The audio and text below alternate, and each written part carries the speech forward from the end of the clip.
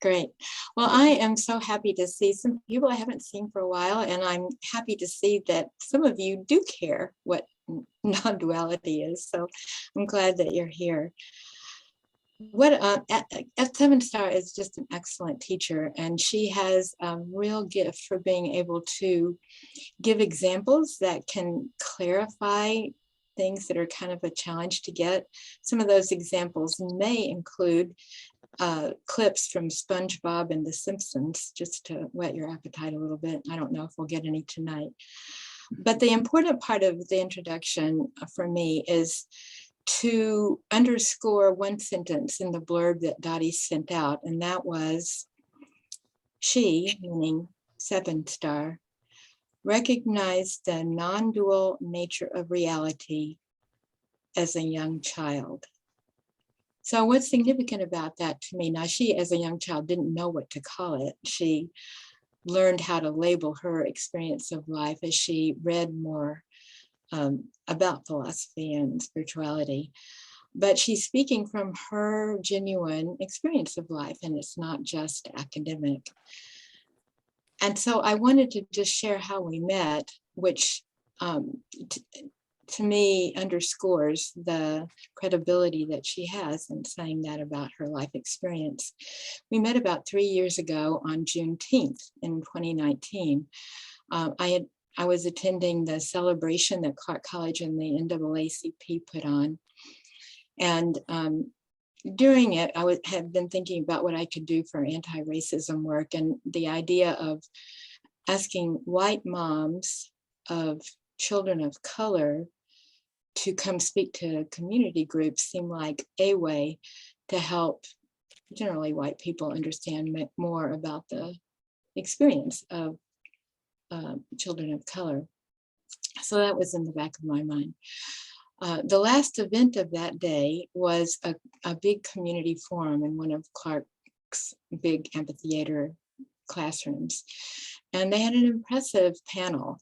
It included the superintendents of the Clark County, of Vancouver and Evergreen, and the mayor of Vancouver and the city manager of Clark County, and the sheriffs of the county police force and the chief of the Vancouver police force, among some others. So that each of the panel members said something, and then they opened it up for questions. So there were a number of questions, and then this white woman who was sitting slightly behind me and to my left asked a question that I thought was really good. She asked the police if they had training in dealing with youth who were deaf. And the reason she was asking is because she and her husband had adopted a 7-year-old deaf child from Ghana, and he was now a middle school student. And she felt concerned that if her son, if the police were talking to her son and he didn't respond, then it would be seen as defiance and not deafness. So I thought it was a really good question. But, and here's my point that I want to make tonight.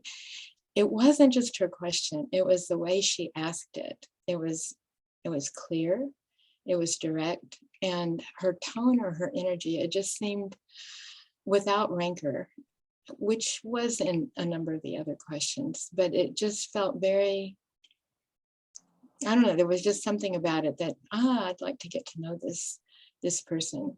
So after the forum, I went up to her and I told her my idea about white moms with children of color presenting, and she was open. And so we arranged to meet. And when she gave me her email address as a contact, I was especially intrigued because her email address was 7star at Seattle Thoreau School. So we had a lot to talk about when we met, and we ended up, I think, talking 3 hours at a Starbucks. And since then, we've had quite a few talks and done things together. And my consistent experience of being with 7star is that there's just this profound, non-sentimental kindness that emanates from her. And she has been able to open my dualistic mind to catch momentary glimpses of what living in a non-dual understanding of reality would be like. So I'm so excited that she can be here tonight, and I know you'll enjoy what she has to say. So thank you, 7-star.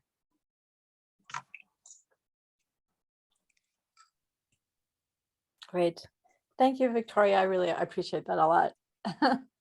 It's funny hearing someone else describe that whole experience, that so many things you said I don't remember at all. It's like, did that happen? Okay, I believe you. It had an impact on me.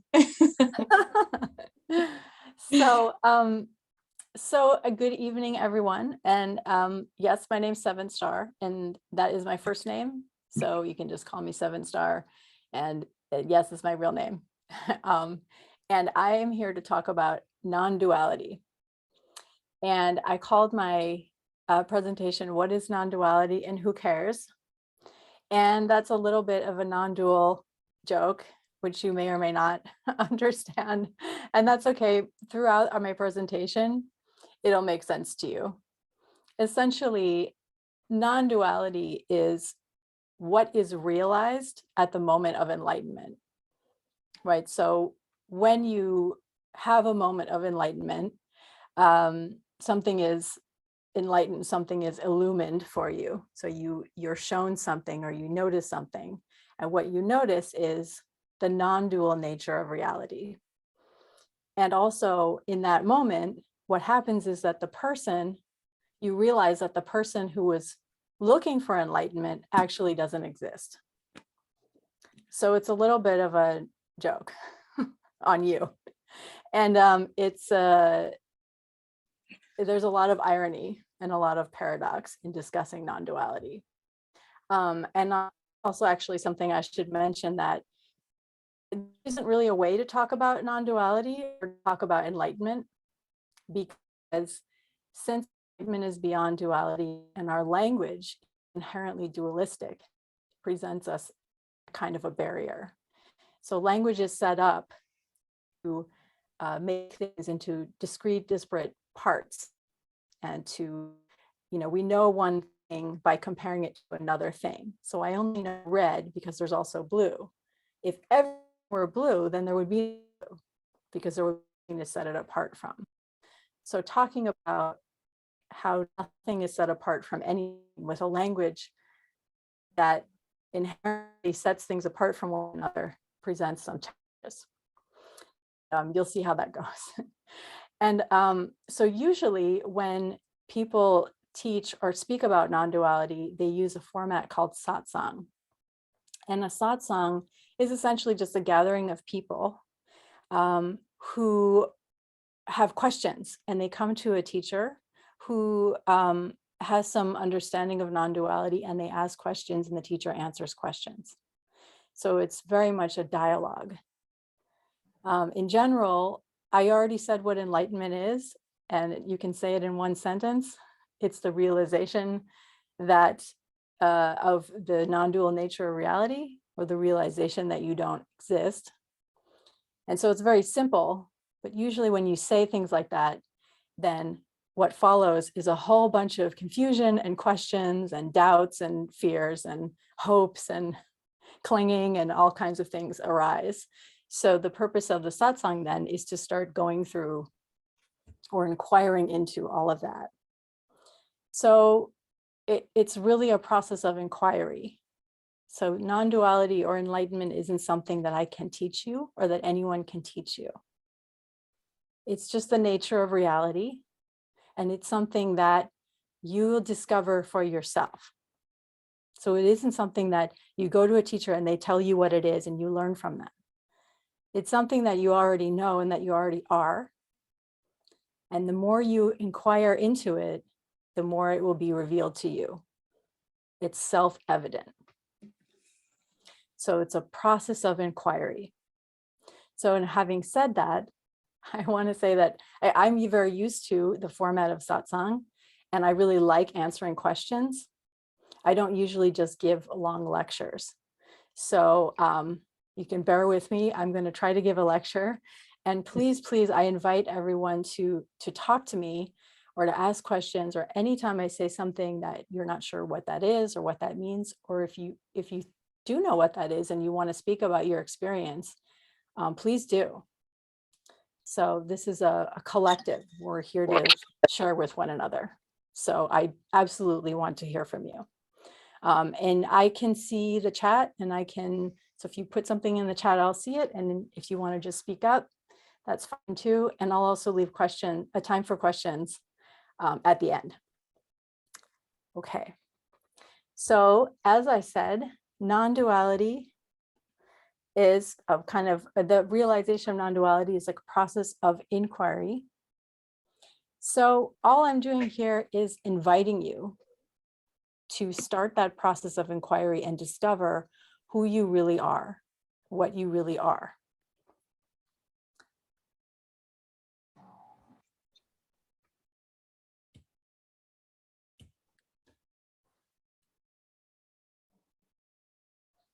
So this is a quote from Nisargadatta Maharaj, who's a very well-known teacher of non-duality. And he has a famous book called I Am That.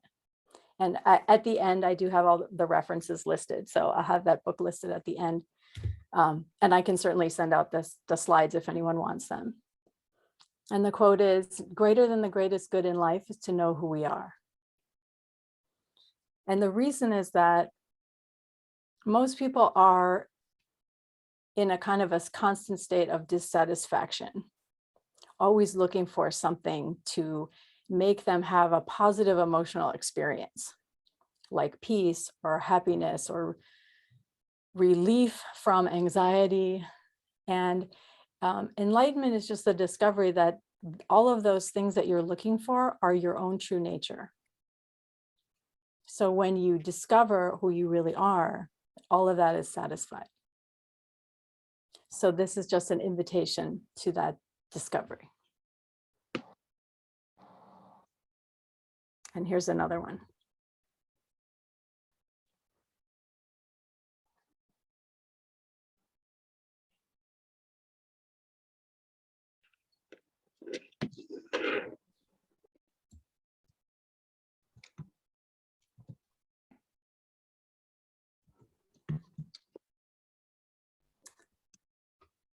Okay, so all spiritual traditions, or all the major spiritual traditions, all the major religious traditions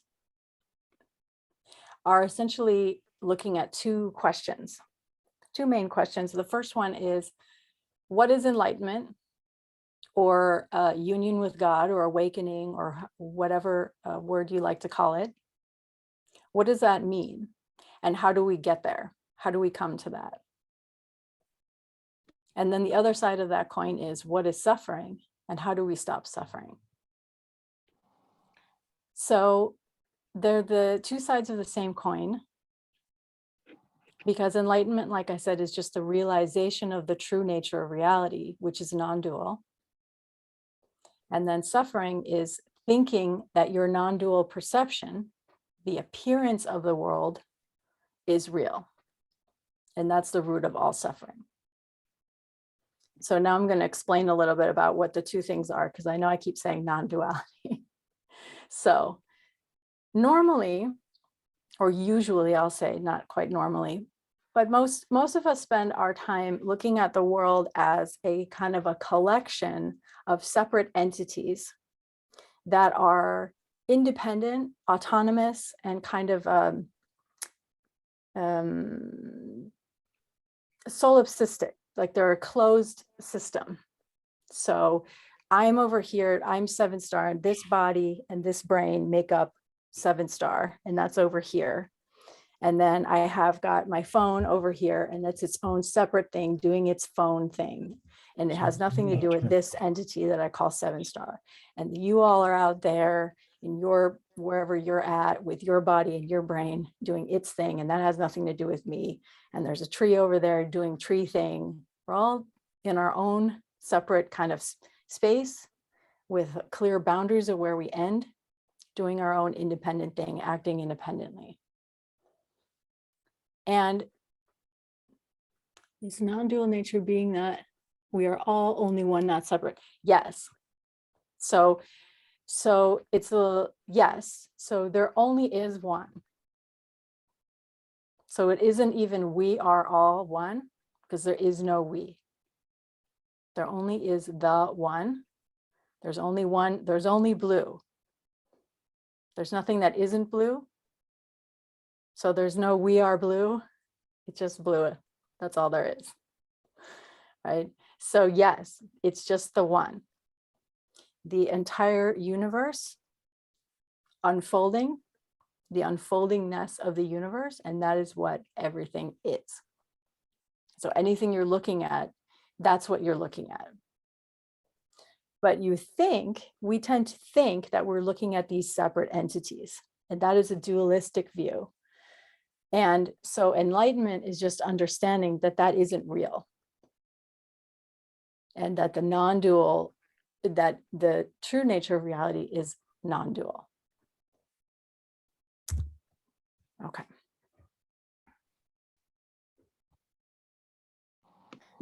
So again, dualistic perception is the world consisting of separate autonomous entities.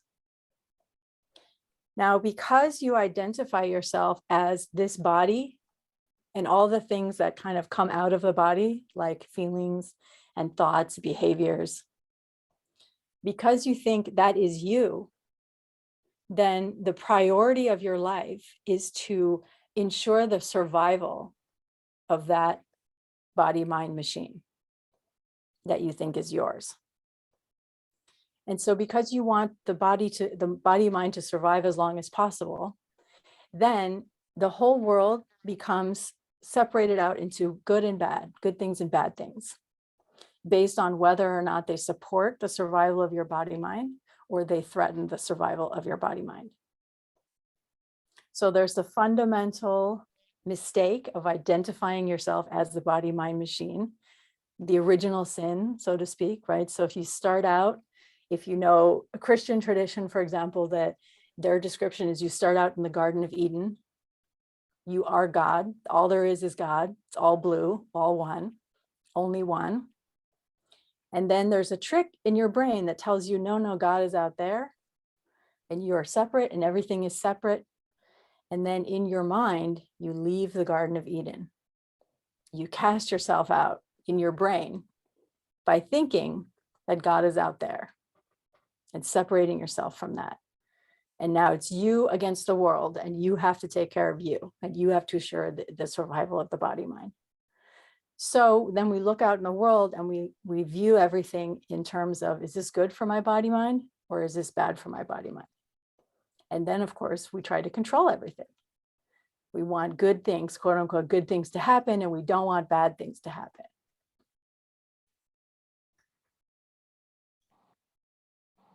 Okay. So then the non-dual perspective is the perception of just the one. Your identity is the entire universe. So wherever I look, I'm just seeing my own face. It's not me looking at something out there. And then with that comes the understanding that these labels that we come up with, that's that, and this is this, and that's blue, and that's red, and that's good, that's bad. Those are all just thoughts that our brain makes up, and they're not real.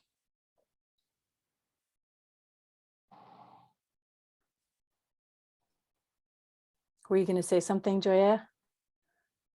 No. Okay, just checking in. Okay, actually, it's good if I check in. I just want to check in. Does anyone have a question or anything to say before I move on?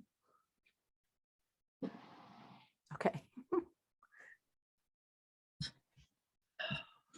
Trying to get to the main one on here. Okay. So this is a quote from Sri Ramana Maharshi. He is also someone very well known in the non-duality tradition. He is kind of credited with starting the approach to non-duality called self-inquiry, where essentially how he teaches that is that, or how he taught, he's not alive anymore, but was to encourage people just to inquire as to who they are, what they are. So when you say the word I, to what are you referring? What are you talking about? So that was his method of teaching. And I really like this way of putting it. Anything that comes and goes is not real. So an analogy that's used very often in spirituality or in non-duality is to think about the ocean. So everything is ocean, and all there is ocean. Now, ocean moves and does little things, and we see the manifestation of that movement, and we give those manifestations names, like wave, or tide pool, or tsunami. But those are all arbitrary. So we just make those up, and the human brain makes those up, right? Like a whale doesn't know the word wave. It doesn't know a wave from a whirlpool. It's all just ocean to the whale, because they don't have the brain tissue to be able to come up with these concepts like, oh, that part of the water is called this, and that part of the water is just all water. There's no thoughts like that. Only humans are capable of that. Maybe primates are capable of it a little bit. I don't know. That's not my area. But by and large, mostly just us. Right? So if a bird is drinking water, the bird doesn't know that it's a bird. There's no bird and no water. Only the one unfolding. Now we look at that and we go, oh, it's unfolding, and it as a bird drinking water. But that's all made up. We just made that all up. There's no such thing as bird. Anything that comes and goes is not real. So waves appear and disappear, and appear and disappear, appear and disappear. They're temporary. They're really just ocean. So this is what I mean by when you're looking at things, all you're seeing is your own face, because it's all you, just the unfoldingness. It's just ocean.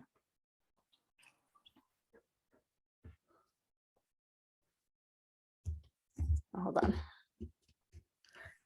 I always make notes, and I never follow my notes ever. And I just talk, and then I look down and I'm like, well, what did I just do? So give me a second. Okay, here we go. Okay, so next is another quote, and it's a passage from the Vimalakirti Sutra, which is part of the Buddhist canon. And it's a little bit longer, so I'll give you a minute to read it.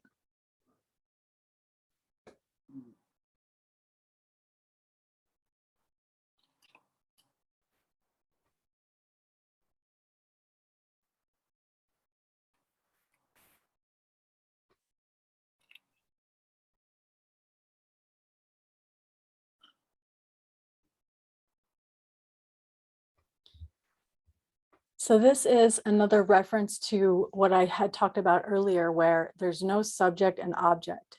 So it's not me looking at something. So for example, if you look at the flower that's on the slide here, if you're truly experiencing the flower, there won't be any identification of flower. There won't be any me looking at the flower. So if I'm having thoughts, like, oh, the flower is so pretty, it's white, oh, I love this, is my favorite flower, or oh, it's going to be closing soon, or I wish I had more of these flowers, or I hate this flower, or I'm so lucky I'm looking at this flower. All of those made up thoughts get in the way of just the experience of the flower itself and what it actually is, which is just, again, the universe unfolding in front of my eyes. And I am that also. Because I'm just seeing the universe unfolding, that's what I am too. So I'm just looking at myself. And what's cool is that because of the way our brains are designed, we can be aware of having that experience.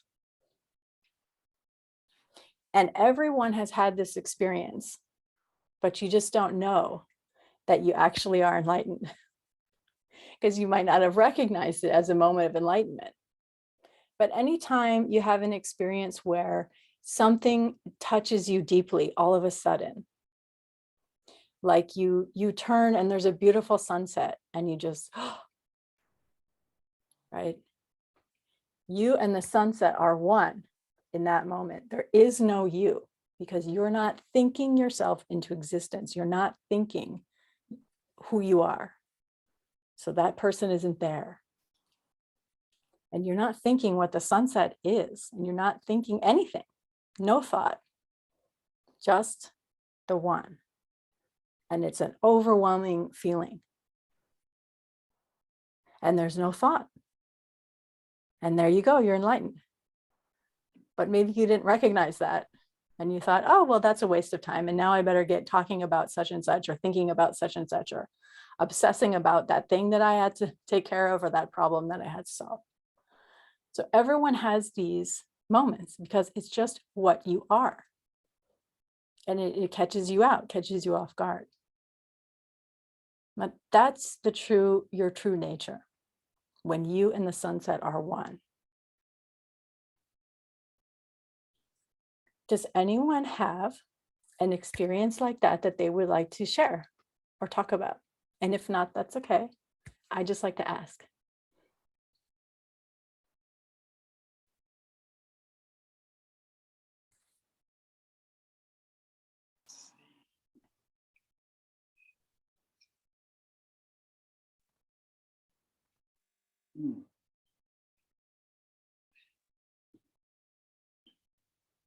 Hello, Yeah, yeah. this is Joye. Just today, I had an experience. Now, I'm not sure if this is exactly what you're saying, 7-star, but I had an experience of watching the Columbia River with the sun, almost twinkling on it. And I mean, I did have the thought how beautiful that was, or that I was experiencing that beauty. And then a kind of a wave of love came over me. So not that I'm trying to come up with a technique to experience non-duality, but it feels like love is in here someplace, somehow, some way. Mm-hmm. Love is that.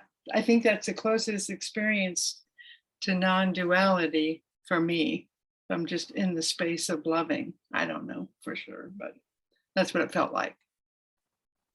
Yeah, no, absolutely. Thank you. Yeah. That's awesome. Appreciate that. Yeah. Did you also want to say something before I start talking again? And I forgot your name. Hold on. Aliel, did you want to say something? That's a good question. I am remembering, hold on a second, I've got an echo. Let's try it this way. I'm remembering as a teenager going to my first mystery school, and the very first thing the teacher had us write down is that duality is an illusion. And that was in 1972. So since 1972, I've been experiencing, and with periods of numbness, going back to an experience was when I was first learning about flower essences, and I went wandering in a field and saw a beautiful flower, and as Joye mentioned, I just felt love.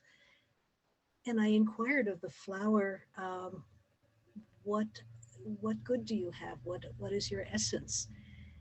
And I got this sense of puzzlement. The flower didn't identify itself with its Latin name or its common name. And I just felt and heard, I am. So I sat and meditated with the flower and got a sense of its strengths. So there was still an experience of myself and the flower, but there was what I now call a quantum entanglement, having, since I'm in the middle of studying with a quantum physicist, of a connection that flows, that doesn't involve ego. So that's, I think, the closest that I got to a non-duality. Beautiful, thank you. So I just want to say that to kind of point out that both of you who shared, it was just very natural for you to have that experience. It isn't something that anyone had to teach you, right? Because it's just right here all the time. It's available all the time. And that is part of the teaching. There's and actually maybe I'll say something about love as well. There's a great quote from Nisargadatta, which I really like, that is, when I look inside, I see that I am nothing, and that is wisdom. When I look outside, I see that I'm everything, and that is love. Between these two, my life flows. That's lovely. That is a great quote. Wow. He has many. I highly recommend it. Could you repeat that, please? Sure. Yeah. So do you want me to type it in the chat? Yes. So you can copy it? Sure.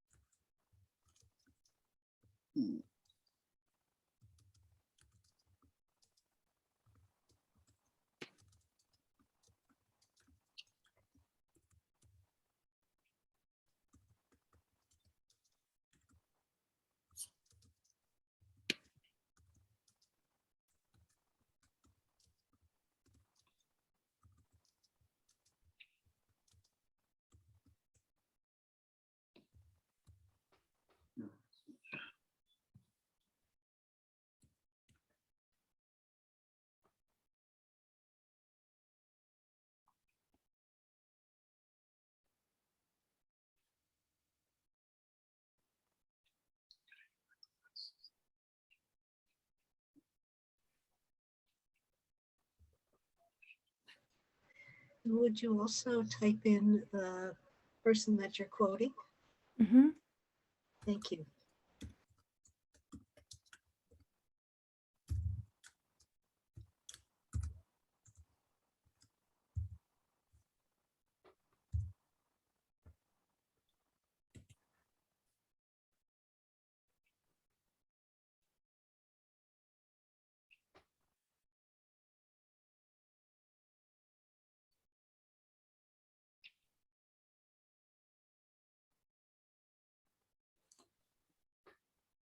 If it were just really up to me, I would have put all the quotes in this whole presentation. I would have used his quotes, but I wanted to have a variety so that you can see that many people know about this. You know, this is what everyone is. So I didn't want to just include from one team.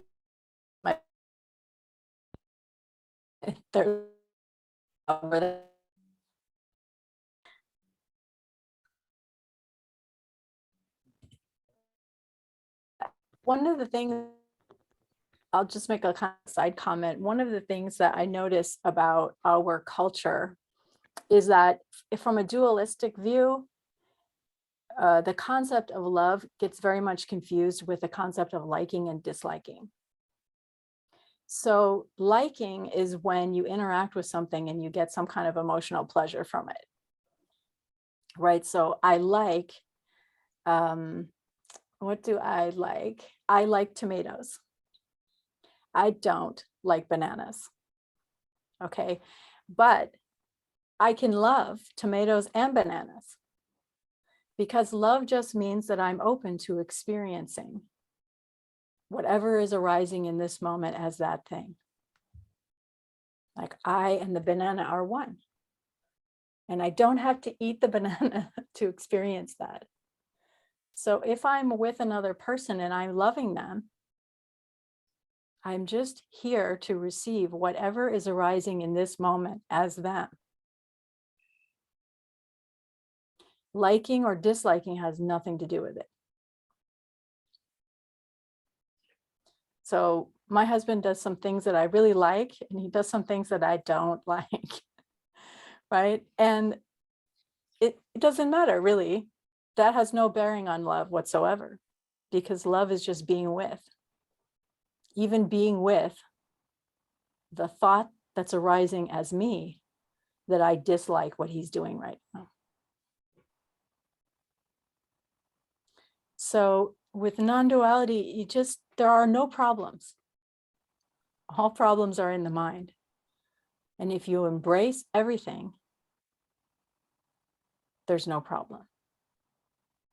Even if you don't like something, you feel uncomfortable, you feel angry, you feel disappointed. And we're going to go over this in a little more detail later on. But essentially, it's just all the one. Yeah, there's no problem.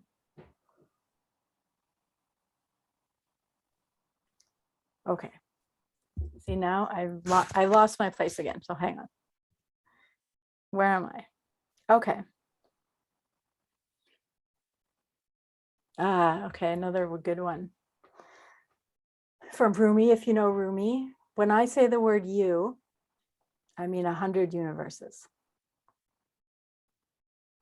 So again, I'm not looking at you as the body-mind machine and what the machine is producing in terms of thoughts or behaviors that I may like or not like. I'm looking at what makes all that possible. What animates that form? How is it that we can even have thoughts? I'm looking at that. And I don't know what it is, and I can't explain it. I can't describe it with dualistic language, but it doesn't matter. Since I am it, I experience it.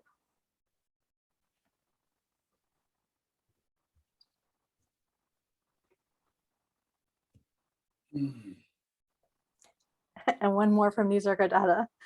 Happiness comes from forgetting the self and not from the attainment of any object. So in Buddhism, they often say, you are happiness. So people are always looking for what will make them happy. If I get this, I'll be at peace. If I get this, and I'll be happy, etc. And you're just looking for what is looking. That which is doing the searching. That is what you're searching for.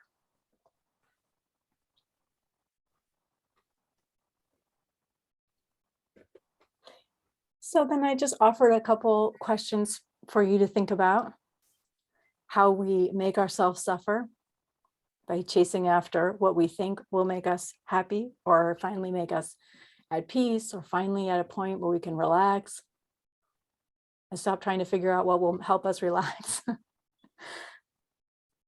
What if only I had this, or when this, finally I can be at peace. Enlightenment is the understanding that you are peace.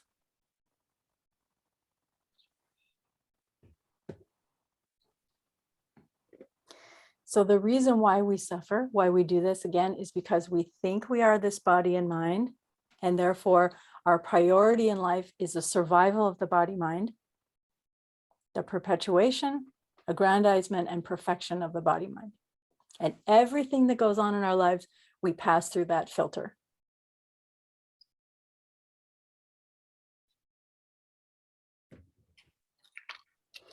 So why do we do that? How does that get started, right? Because we start out as babies, and babies are the ocean.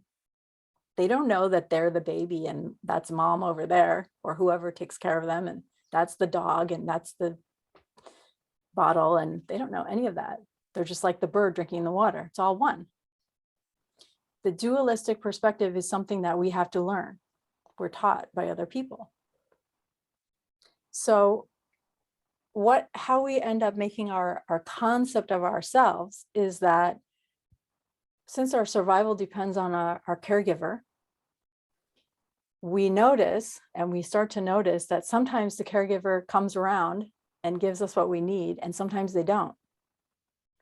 And it depends on our behavior, or at least we think that, right? So maybe you had a mom, and I'm using mom. If you didn't have a mom, or you were raised by someone else, that's fine. I'm just using generic mom term. But so, maybe when you cry, your mom came running over, or maybe when you cried, your mom ran away because she didn't like that. So the baby starts learning, if I do this, mom comes around, and if I do this, she goes away. And then you start building patterns of behavior based on what leads to what you think is going to be the survival of the body mind. And you keep doing that. And then pretty soon you forget all about the ocean and you think those behaviors are you. And it gets further reinforced by other people, right? Because then mom's friends come over and they say, oh, look at Susie. You're so lucky. Your daughter plays by herself in the corner so quietly. She's so quiet. She's so good. Oh, she's so pretty. She's so smart. Or your parents, oh, I don't know, Ben's really loud all the time. He's kind of, he's hard to manage. And so you start building this idea, oh, I'm Ben and I'm loud and I'm hard to manage. And then over time, you build that through your experiences, through what other people say, and through what you think other people's behavior means about you. So if your mom always runs away when you cry, then you learn to be quiet and not to speak up when you have a need or when you want something. And then as you grow up, you think, oh, that's just me. I don't like when people make a fuss. That's my personality. That's just who I am. But that's not who you are at all. It's just karma. It's just what your body mind learned to do in order to survive. That's nothing to do with who you are. So the ocean is completely forgotten, and we replaced our knowledge of who we truly are with this other idea. And it's just an idea. It's just a concept. It isn't real and it doesn't really exist. And since it isn't real and it doesn't really exist, you have to keep creating it over and over and over and over and over, because it isn't anywhere. It's only in your mind. So if you think you're good at math, you have to keep recreating a situation that proves to you that you're good at math. Because when you're sleeping, are you good at math? When you're eating soup, are you good at math? How do you know you're good at math? It's meaningless, absolutely meaningless. Just like, oh, people don't like me, or I'm not lovable, or I'm not good enough is meaningless, absolutely meaningless. So we have these ideas and we have to keep recreating them. So how we do that, and I have my little 5-step, this is my little 5-step process, and a lot of spiritual traditions have their own way of saying this. But so you have some situation, any situation, and then because of your karma that you have, meaning, and when I say karma, just to say, karma is just basically the law of cause and effect. It's not anything fancy or really spiritual. It's just, an object in motion stays in motion until another force acts to stop it. It's just like that. So it's just a trajectory of the universe unfolding based on every little thing that's happening in every moment. So based on your karma and your DNA and your past experiences and blah, blah, blah, these behaviors come out. These thoughts come out. So you have an interpretation of what you think that situation means and what's going on there. And then you make the situation about you, because you have to use the situation to create that idea of yourself. So for example, if I go outside in the morning and I wave at my neighbor and he doesn't wave back at me. So the situation is, I raised my hand up in the air like this and my neighbor didn't. And then my brain goes, oh, he didn't wave back at me. He didn't want to wave back at me. He wanted to ignore me. Well, what does that mean then about me? Now I personalize it. He doesn't like me. He doesn't want to talk to me. He's trying to get away from me. Or maybe even I'm not likable, or no one likes me, or no one wants to talk to me, or I'll always be alone. So we make that about us. And then we remember everything is good or bad based on if that's good for our survival or bad for our survival. People not liking us is bad for our survival, right? Because we're social beings. We need other people, or we literally are going to die. Like, we have to be around other people. Baby, and probably everyone knows this, they've shown that children who don't get touched, who don't get physical affection, they actually can die. They have failure to thrive. They don't grow. Their body doesn't grow and their brain doesn't grow physically. So we need other people. So if you think you're going to be alone, people don't like you, your brain thinks you're going to die. It's serious. So then that's a survival threat. So it's bad and we feel crappy. What happens is people think number one causes number five. So my neighbor didn't wave at me, therefore I feel crappy. Because they don't know about 2, 3, and 4. They don't know that, well, I made myself feel crappy because of what I made up about that situation. So we are constantly, we're doing this process all day long to create who we think we are. And for a lot of people, because we're so dissociated and so disconnected from the ocean of being, if we don't have that concept of who we are, it's scary, like a void, like there's nothing there. So I constantly need something to bounce back to me. I need to be around people. I need to be doing something. I need something to give me feedback that I exist and reinforce who I am. Well, you're so funny, or you're good at math, or look, I made this, I'm good at woodworking, or whatever your thing is. Because if there's nothing there, there's no thoughts and there's no me that I'm creating in my mind, then there's nothing and I don't exist. And that is terrifying to the mind because it's the equivalent of being dead. So the consequences of not knowing the true nature of reality, they're dire for us. So when you have a positive or negative feeling like that, like I'm a good person or I'm a bad person, both of those are suffering. So this is an important point because a lot of, I've been teaching for a long time and I see a lot of people coming to classes and being very excited to know that the negative ideas they have about themselves are not true. And being very, very not excited to find out that the positive ideas they have about themselves are also not true.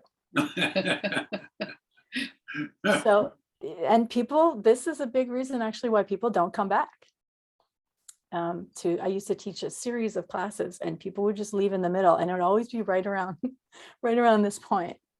So because we get such a high, an emotional high from thinking I'm this thing and this thing is a good thing and that's me and I'm good at this and I'm pretty and I'm whatever. So it's such a high, it's totally addicting. We are addicted to suffering. We are addicted to the highs and lows. And the enlightenment is no more highs and lows. It's just peace. So when we have a negative idea about ourselves, we have a negative feeling, we take action to get rid of it. We're going to deny it. We're going to do some addictive behavior. We're going to go shopping. Got to watch Pirates of the Caribbean 1, 2, 3, 4, and 5. We have to, right? Whatever your thing is that you do to try to push away emotional pain. Or we're going to try to fix the perceived problem. Okay, so tomorrow I'm going to go to my neighbor's house and bring him a pie, right? That way he'll always like me and he'll wave at me. And then because I think the situation causes how I feel, then next time he'll wave at me and now I'll feel okay. And then we look for the next problem. Okay, I solved that. George waved at me. Fantastic. Now what's the next thing? Oh my goodness, look at my flowers. What a mess. Everyone thinks my house is the biggest mess on the block.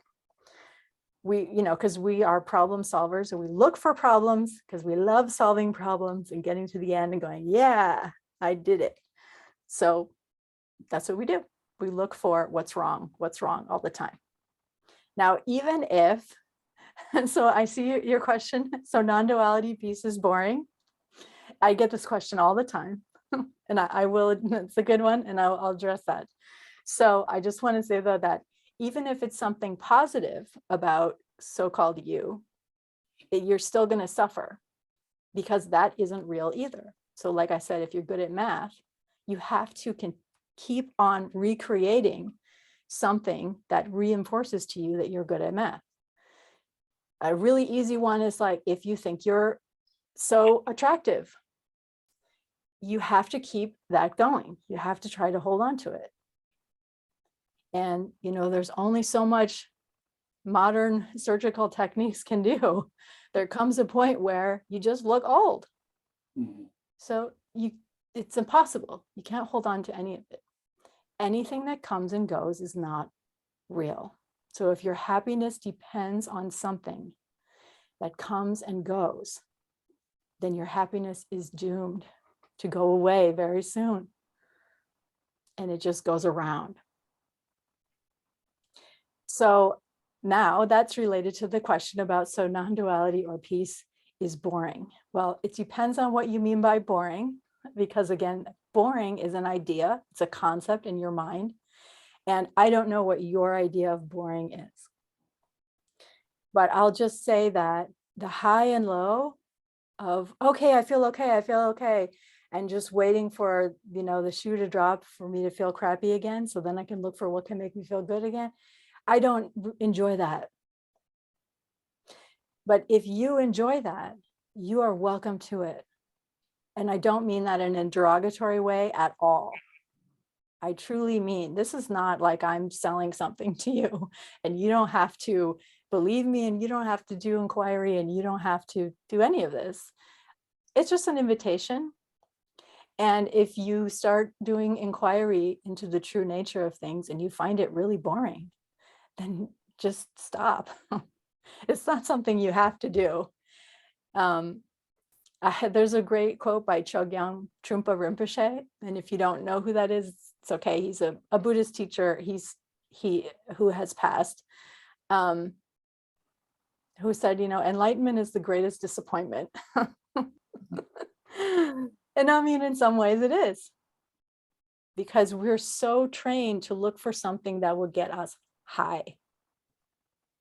And this isn't that kind of happiness. It isn't a high that where you come down from. It's just what is. So when I'm looking at a flower, and I know I'm looking at my own face, and I'm looking at the entire universe moving, the movement of everything there is in this flower, and I can experience that because of the brain that I'm lucky enough to have. I don't think that's boring. But that's me. Maybe you think that's boring. I don't like bananas. Maybe you really like bananas. That's cool. You know, there's no big rules. There's no big book like, oh, you're enlightened. Oh, you're not enlightened. It's nothing. Don't worry about it. So if you find it boring, that's fine. I don't like bananas. I'm never going to eat them, no matter what you say or how much you describe how delicious they are. I don't care. I don't like. I don't want. So I think it was, who asked that? Darlene, I think, asked that question. Is there anything else you want to say about that, Darlene? Well, a whole lot, but I don't have an hour and a half to do it with. Okay. Thank you, though. Okay, that's fine. Thank you. Okay. So where are we? Okay, so we're on the art of suffering. Okay. Here we go.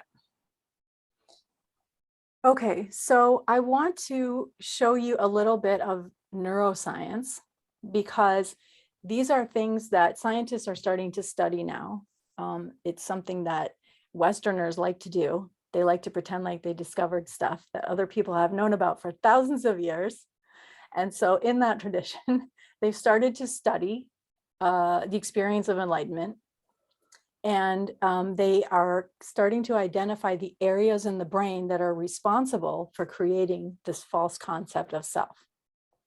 So I'm going to show you some diagrams, and the diagrams are a bunch of confusing stuff, and they're not important. The reason I'm showing you the slides is so that you know that I didn't just like make this up, because it has like real scientist names on the bottom. Okay. So this is a very kind of simplified map of what's called the default mode network. So in the brain, there aren't actually little regions that are responsible for certain tasks, but there are networks. So there are many areas of the brain that work together to do one function. And the function of the default mode network is to create the I, to tell me who I am. So this is the part of the brain that is telling you, you're good at math. And how I know that is this happened, this happened, this happened. And it's making the story of you that gives you a sense of, I'm this person at this time, and this is my past, and this is what I hope will happen in the future, and this is my trajectory. And it also tells you the qualities, the descriptions, I'm people like me, or I'm the life of the party. I have ADHD, or whatever your descriptors are. So the reason it's called the default mode network is because this is a part of the brain that just automatically clicks on when you're not busy doing something else. So there's a different network in the brain that comes on when you need to focus on a task. And that area is called the task positive network. That's the red area over on the right. And again, this is not important. I just show you the slides so you know that this is like a real actual scientific thing. So the task positive network is the parts of the brain that work together when you're solving a problem or doing a task. It's a lot of people use the term flow, like when you're doing something and you're involved and you forget the self, as Nisargadatta would say. You forget the self, you forget yourself, because the default mode network isn't running when the task positive network is running for most people. So you're focused on something that you really enjoy, or that's taking up all of your CPU percentage, and the default mode network is not on, it's not online. So there is no you at all, because the you is the activity of the default mode network. And then of course there's lots of, it's just a small part of the brain. There's lots of other areas in the brain that we, quote unquote, we don't even know. The parts that are regulating our breathing and our heart rate and all that, we don't, right? We tend to think of ourselves as the body mind, but really our concept even of our body is totally ridiculously incorrect, right? We usually think, oh, my body, and then we think of what we see in the mirror. We don't think about our bile or our saliva or our optic nerve or even our bones or our capillaries, right? We don't think of that. When I think of the body, it's just a little tiny percentage. So the default mode network is who you think you are. It's just a bunch of electrical activity. Totally not real at all.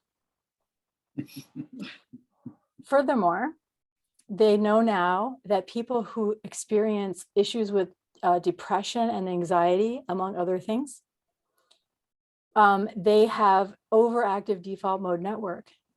And when they're trying to perform a task, the default mode network is still running to varying degrees. So even as they're trying to concentrate on a task, their brain is still trying to make up a story about who they are. And the more negative story you have, the more negative your present interpretations of things will be.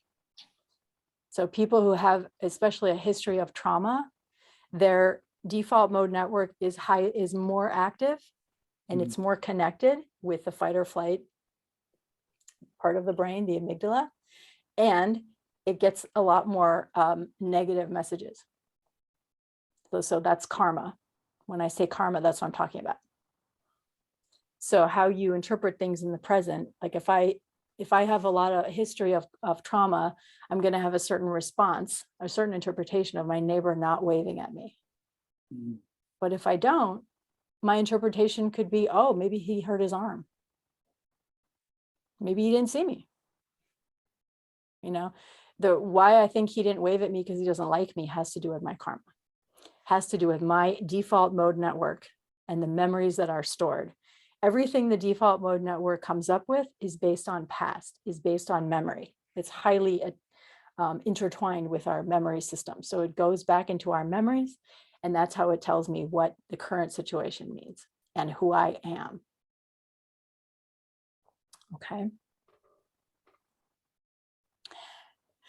Oh, my favorite topic, narcissists and sociopaths. You think I'm joking, but I'm not. So this is a whole other thing, and I'm going to get way off topic, but I'm just going to try to be very succinct about that. So people with cluster B personality disorders,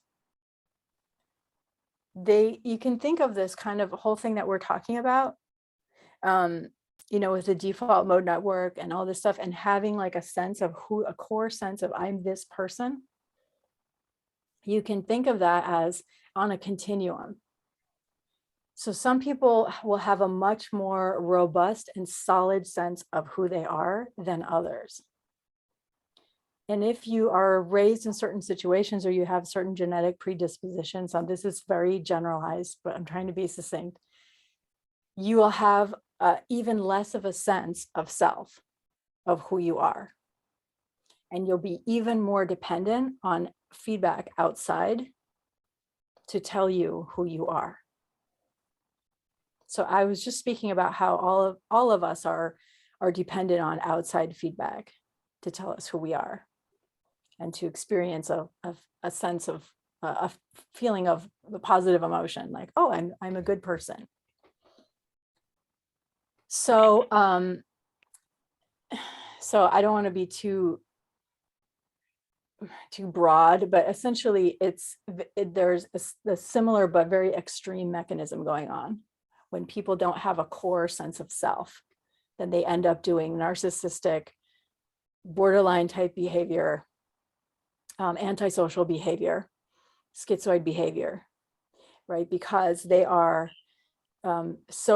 they're very, very much reliant on the outside world to tell them who they are. And they're marked by unstable personality. So their behavior is inconsistent. Our personality is inconsistent because it's not internally generated. So hopefully that makes some sense. I'm trying to squish down a lot of information into a very short thing. But so that's kind of my basic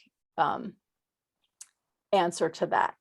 And it has both to do with genetics and also how you are, the environment you're raised in to some degree. Okay. So where are we? Okay. And then I just made a slide here of where I got those two pictures from, so that you know, I got it from a guy named Gary Weber, who's a neuroscientist and a professor and a researcher. And I put the YouTube link here so that when you get the copy of the slides, if you want to watch the video where he shows those slides and talks about the DMN, the default mode network, you can watch that video. And I recommend his other videos as well. He is a scientist who scientifically studied what changes occur in the brain when you meditate. And essentially what he found is that the more you meditate, the quieter your default mode network becomes, until he claims he doesn't have it anymore. And now all he does is focus on his tasks with no interruption from the default mode network. That's his report. And he said that, I believe, he said it took 28,000 hours of meditation for him personally, in case you're interested. And then I put another reference to a psychologist who goes by the name Doc Snipes on YouTube. And she has a whole bunch of videos on the default mode network and the other networks, and how, if you're really interested in the neuroscience, how we essentially perceive the outside world, and then what our brain does with that information, and then how we do our interpretation, personalization, et cetera, et cetera. If you're interested in those kind of details, if you're like me. Okay.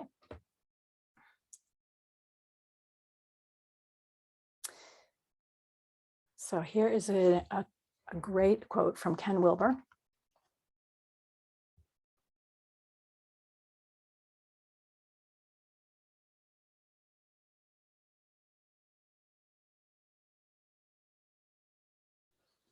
So transformative spirituality, authentic spirituality is revolutionary.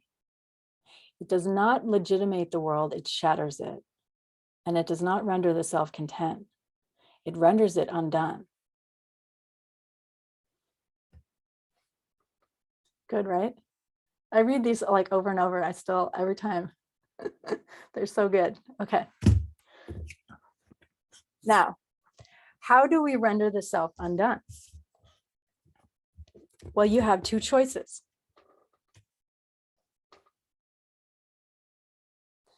You can stop, like in the moment when you see the sunset and it just stops. The default mode network goes dark just for a second. And I should make a comment here because a lot of spiritual traditions, especially Buddhism, talk about thoughts and the mind. And you may hear a lot of people saying, oh, well, stop thinking. You know, having no thoughts is enlightenment. And I want to just point out that when people say that, they're referring to very specific thoughts. They're talking about the default mode network. They're not talking about, remembering that, for example, this is a glass and inside it has water and I go like this to drink the water. You need those thoughts. We need to still navigate the world, the physical world, and we're still here. So I need to know that, I call this a table and this is the computer and how to use it. And I need to have a personality and I need to have all that so I can get around through the world. So there are certain things that of course, there are thoughts that you're still going to have. So it doesn't mean you're just walking around like a zombie and then you say you're enlightened. So stop thinking, like right when you meditate, the whole point of meditation is to not think. But basically you're not thinking, you're not having default mode network thoughts, you're not selfing.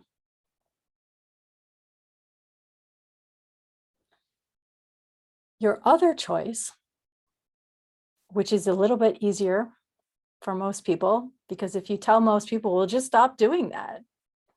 They're like, wow, that sounds good. And then about 2.5 seconds later, they're like, oh, I can't stop. It's not working. What do I do now? So the other thing is you can just recognize that all those thoughts arise and they'll continue to arise and they aren't real. They're just a bunch of thoughts, electrical activity. Oh, my brain just made something up. My brain told me that guy doesn't like me. Huh. And you just keep, okay, well, that's not real.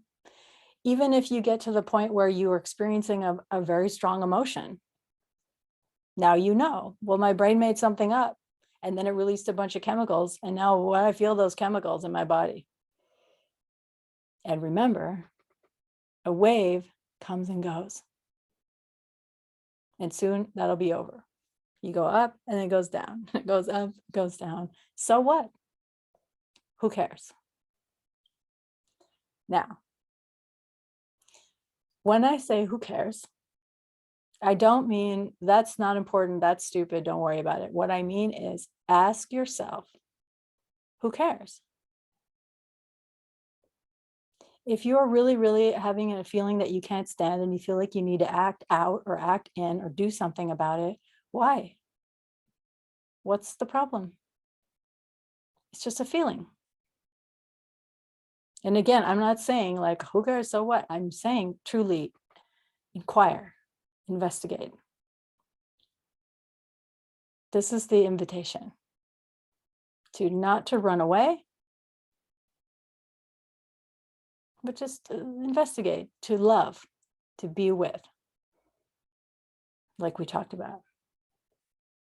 And the moment that you inquire, the suffering is stopped. Now, you might have pain. Life involves a lot of pain. We need pain because pain lets you know when you're doing something that's not good for you. That's fine. But on top of the pain, you don't need to suffer. You can just be with the pain.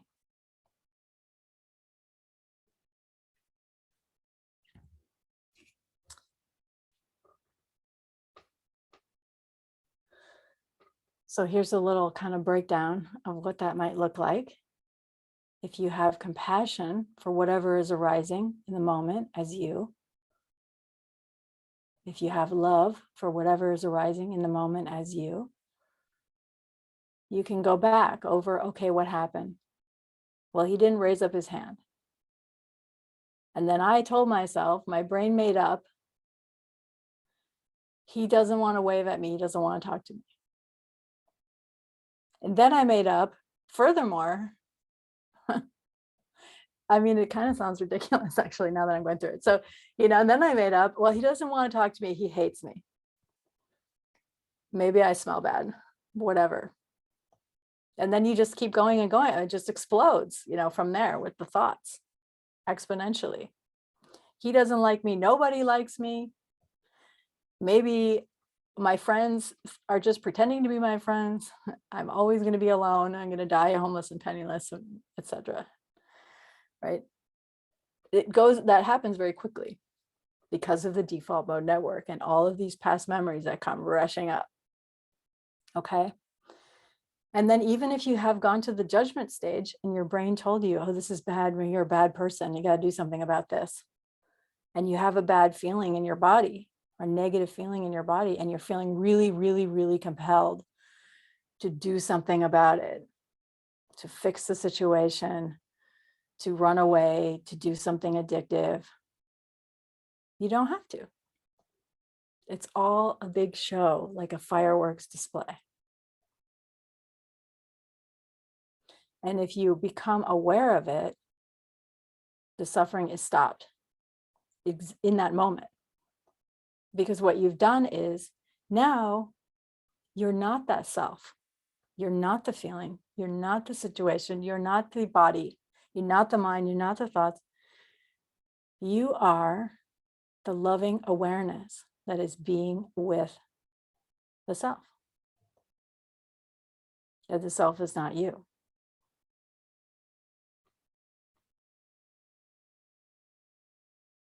And now the self is undone. Just in that moment. So this is another thing about enlightenment, that kind of a misperception that it's something that is linear, like it happens to you, and then after that you are enlightened. Well, first of all, no one is enlightened because there's no one there. So forget that. You can't be enlightened because there is no you. Secondly, it's just a moment. Like when you look at the sunset, the moment, like this too shall pass. That's right. There are no things. Things have no beginning and no end. It's just a river. It just goes and goes and goes and goes. And there's no starting or stopping. There are no things. There are no people. There's no you or me or anything. It's just all the river, the ocean. So if you do any of this and you realize, oh, this isn't real, my brain just made this up. Although to be even more non-dual, if I'm going to be a good non-dualist, thoughts don't come from you anyway. Your thoughts are just the unfolding of karma. And if you inquire into the nature of your thoughts, you will see this. You don't think what you're going to think, right? They just come up. And then you go, whoa, wow, where'd that thought come from? It wasn't you. It didn't come from you. We don't really do things and we don't really control things. That's a whole other lecture. But so you are a compassionate space. You are loving awareness. That's all.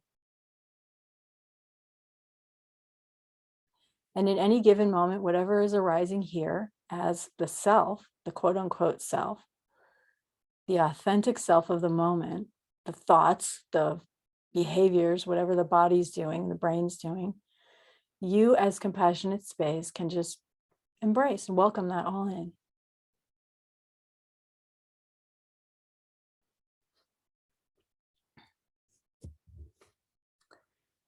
The other thing that you can discover when you are loving awareness is that the loving awareness, if you inquire into the nature of the loving awareness, is that it is at peace always.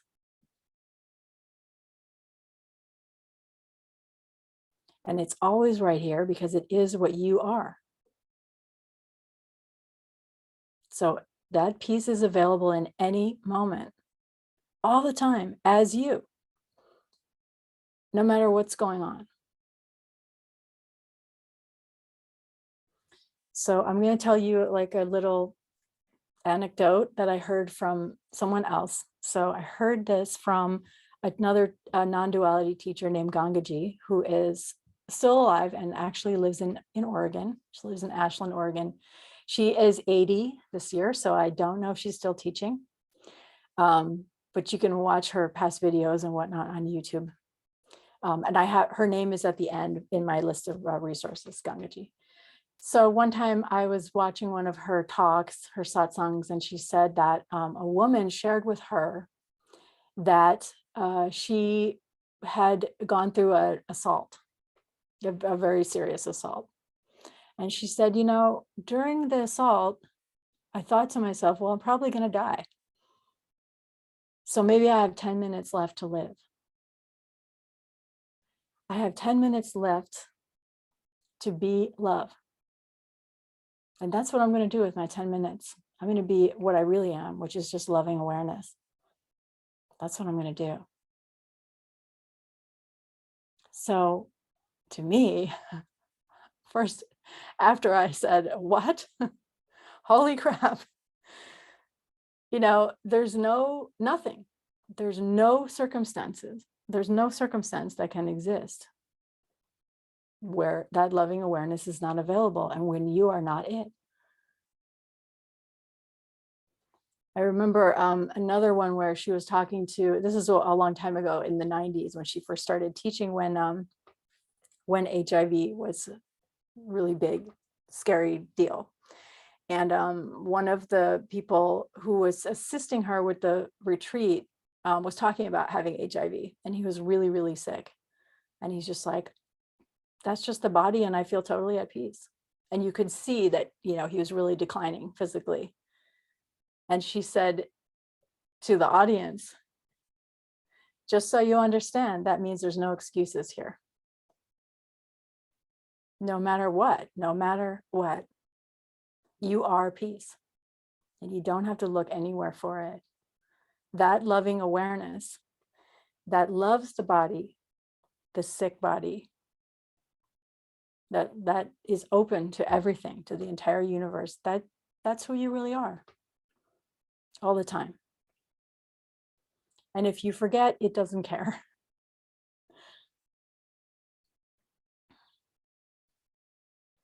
So another question that non-duality teachers use to kind of trick the mind into letting go of itself is, where is peace?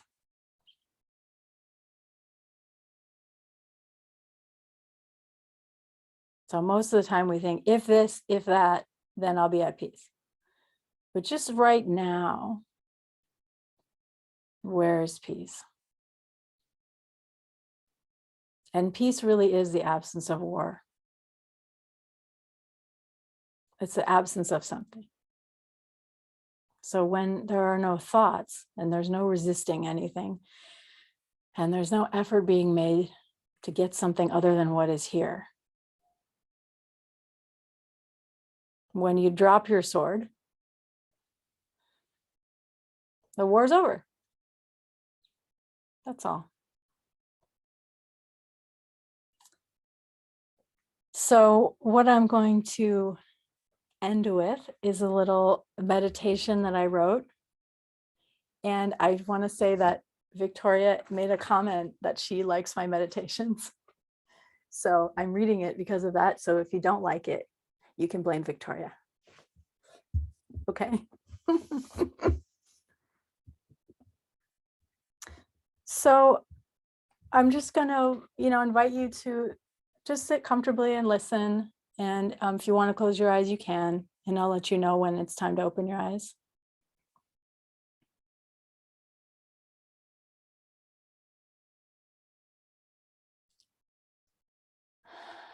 And just relax into your own breathing.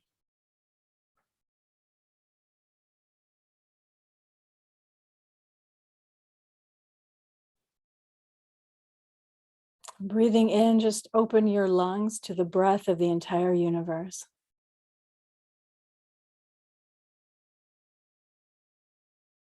And breathing out, open your heart to the karma of the entire universe. And just let go and let it unfold through you, as you.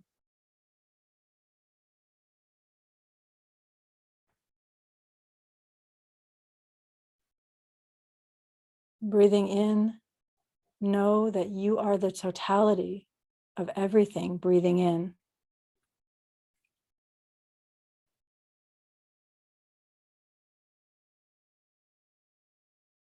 Breathing out, you are all being.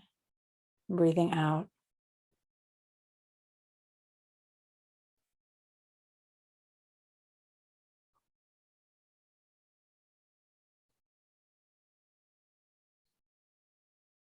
With this breath, the body arises. And it is nothing but the dust and ashes of stars. Aware of itself.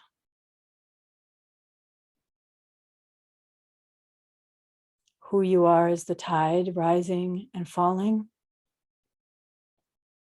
the wind in the grass, a whale gliding through deep darkness, silence.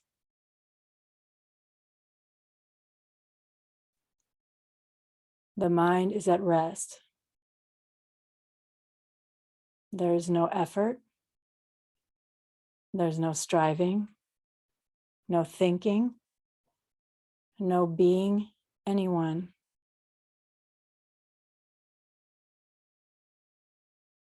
There's no seeking anything.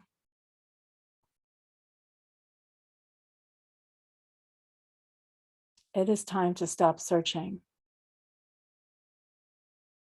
All your searching is just you calling out your own name.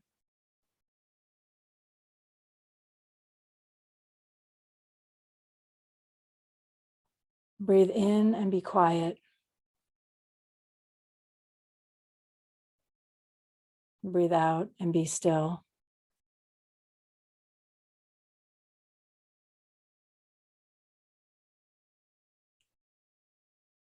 When there's no effort being made, the self-luminous nature of all being stands revealed, given to you.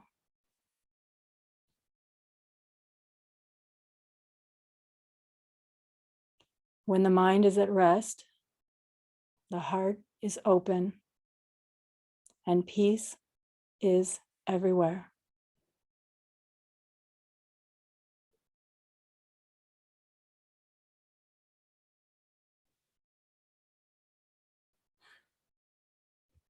And when you're ready, you can open your eyes. Come back. Join the group.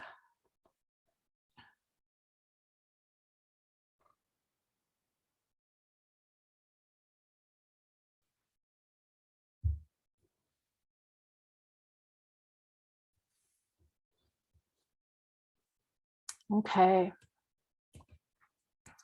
So I think that is the end of my presentation. Now, who has, yes, thank you. Who has thoughts or no thoughts, or the experience of no thoughts or no experience? Who wants to share or ask questions?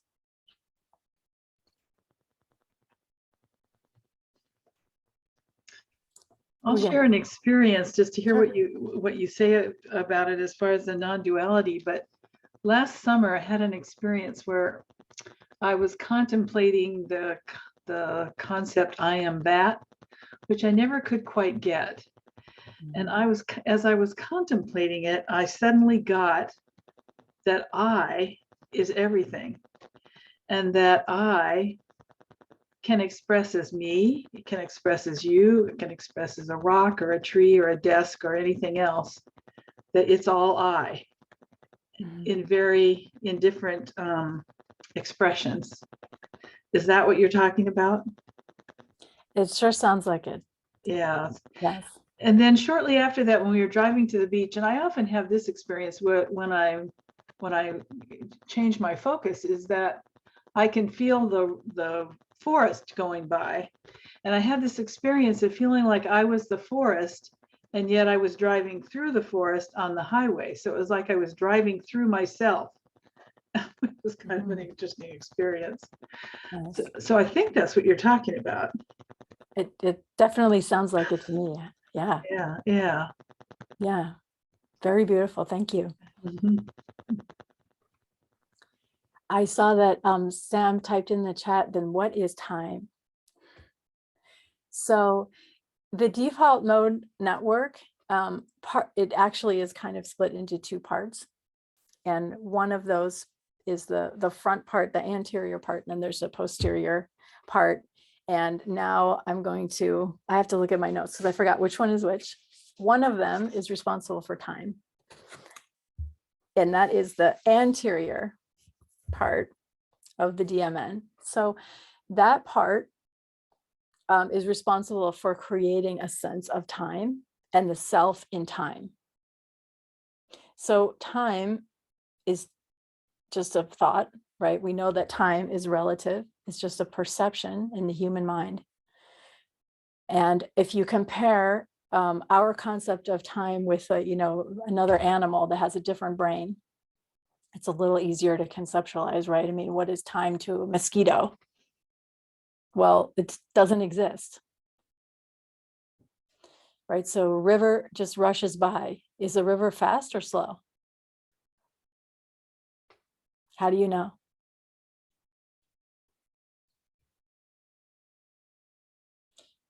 Our language is dualistic. We think in a dualistic way. So fast and slow, or long time, short time, are relative, meaning you only know long time from knowing short time and comparing. So they're all just concepts.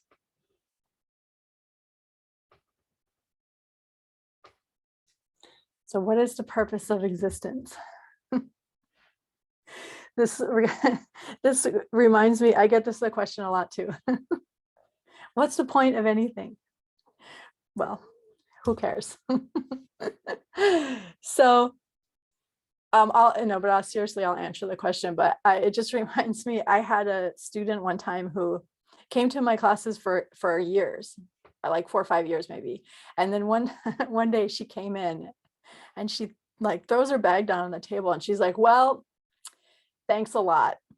I used to go out with my friends and talk about who's dating who and who got what new plastic surgery and who's the best doctor in town and drink wine. And I really, really enjoyed that. And now I can't. That was my fun thing. And it's not fun anymore. So thanks a lot. She's like, because I realize, what is the point? There's no point of this. If I'm not the body and the mind, then why should I get plastic surgery? And who cares who's dating who? And what do I do now? So it reminds me of that. So as far as what is the purpose of existence, existence is its own purpose. I know that humans like to imbibe everything with meaning. That's how our brains work.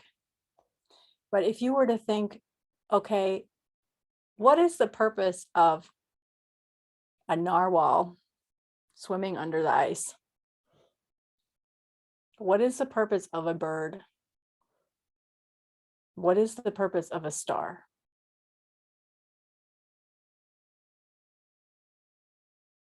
It just is its own purpose. The universe unfolds. The river rushes by. Why? Why is a very human thing. Like there's some goal in mind. Like we'll get to such and such at the end.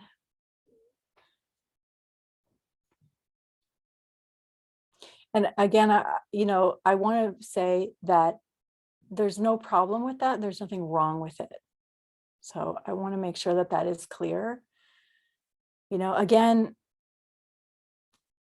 you might be listening to this thinking, I don't care. I like going out with my friends and drinking and talking about tummy tucks. And if you do, that's fine. It's just not like if you do that, you're inferior.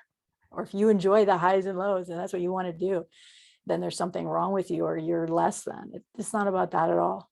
It's just an invitation. And if it compels you, if it resonates and you want to grab onto it, then, but if you don't, you don't have to eat bananas if you don't like them. So, I mean, truly, if you investigate, there's no purpose. Purpose is a human made up concept. However, okay, I'll say, purpose goes with end goal, right? So sometimes people ask questions about right and wrong, or how do I make decisions then? Why should I do this or that? If you do have a concept of an end goal, such as the survival of the body-mind, then you can divide things into right and wrong or purpose because you have an end goal in mind. So for example, if I have an end goal in mind of keeping my teeth clean, then there are certain things that I would do to that match up with that goal, like brushing my teeth or flossing or going to the dentist. So it's dualistic. Can't just have like a general, this is right or this is wrong, or this is the purpose. You have to have the end goal. So if my end goal is to get fatter, then I need to eat more food or exercise less or whatever whatever that involves. So if you have a goal, then you could say, well, this is correct in the sense that that might get you toward your goal, but nothing is inherently right or wrong, and nothing has any inherent purpose other than what it is.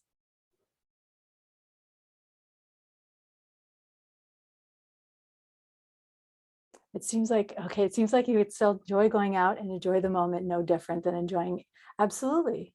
And the thing is that if you're not attached to right and wrong or good and bad, then you're free to really enjoy things. Mhm. So why do anything? Because I enjoy it. It's just like I like tomatoes, so I eat them. There's no purpose,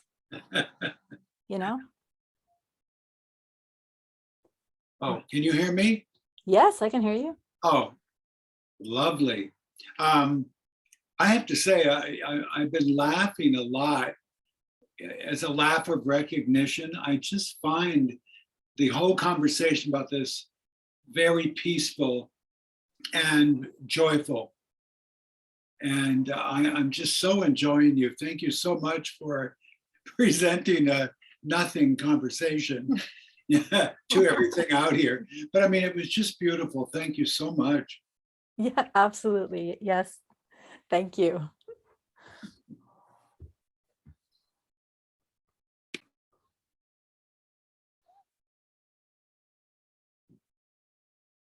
Oh, and I'll just mention that the reason I put my email address is that I do have a YouTube channel, and I do sometimes get around to posting things there. And one of them is that I do a podcast with Victoria, which is really fun. And it is a satsang style, so I answer questions. So if you ever were thinking about this and you had a question and you're like, oh, I just thought of something I wish I asked 7-Star, you can always email it to me and I'll put it on one of my videos. I'll talk about it. So that's why I put that there. 7-Star, can you talk? I like hearing it again, and maybe other people would too.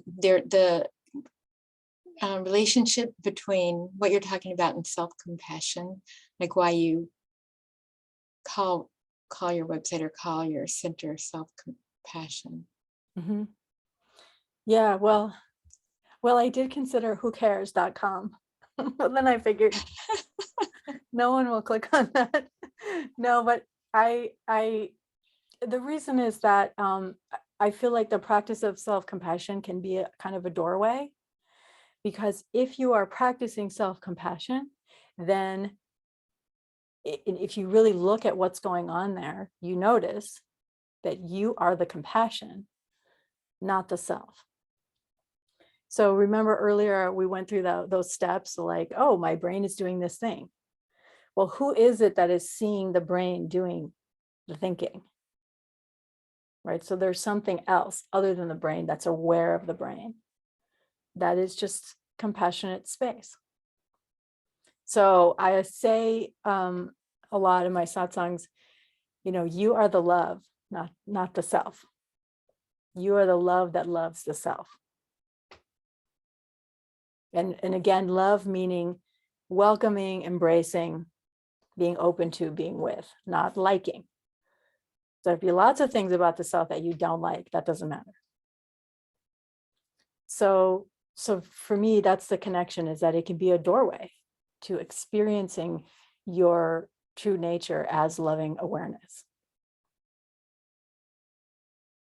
Does that answer your question?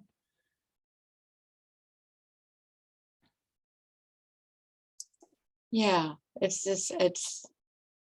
a different, for me, it's a different take on what other people refer to, or it seems like the meaning of self-compassion. And so it takes it deeper for me.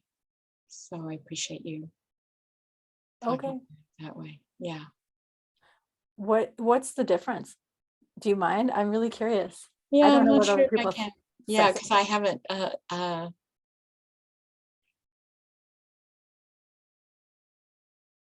well, I guess what comes to mind in the moment is sometimes it feels like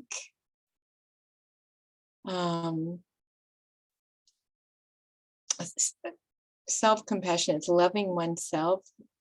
And I guess in my dualistic mind, sometimes it feels like it's I don't know, more egoic or something. I'm not being very clear here. But not making the point in my mind anyway of that our true self is that which is caring for this made up entity.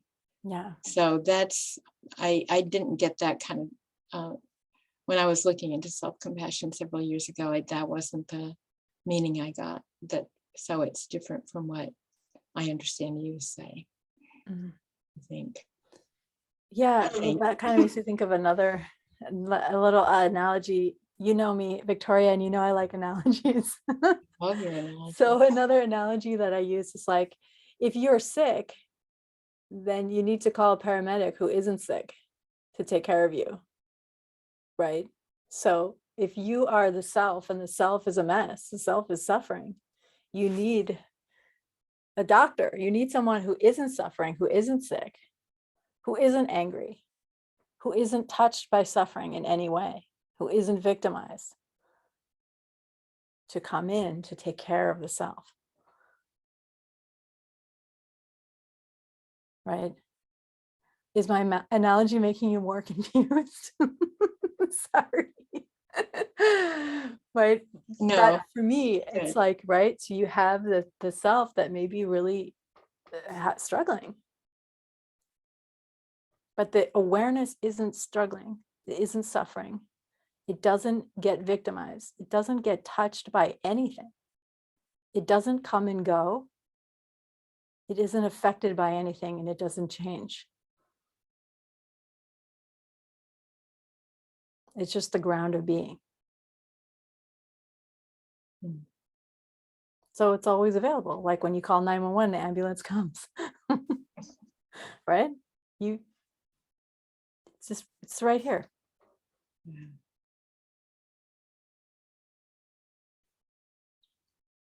well, I guess it's that ever-present quality of who we are that is different for me from my previous understanding of self-compassion. Mhm. Well, that reminds me of another line, a quote from Gangaji. She says something like, you know, God is closer to you than your own breath.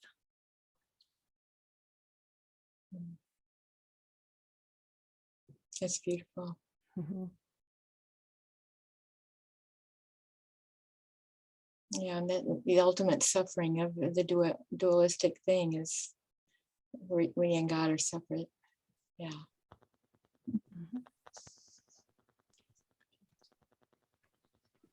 So thank you, Seven Star. That was really lovely. Does anyone else have a comment or a question that you'd like to say before the evening is over? Darlene? Are you clapping or do you have your hand up? I was clapping. Oh, I forgot my references page.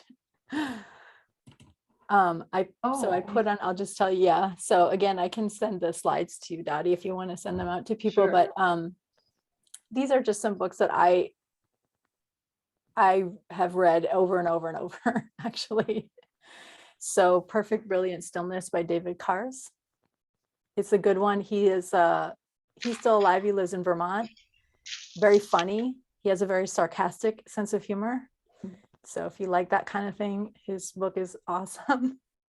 And then, of course, I Am That. There's a classic by Nisargadatta Maharaj. Sri Ramana Maharshi. There are a lot of books that are transcriptions of things that he has said. They're pretty heady.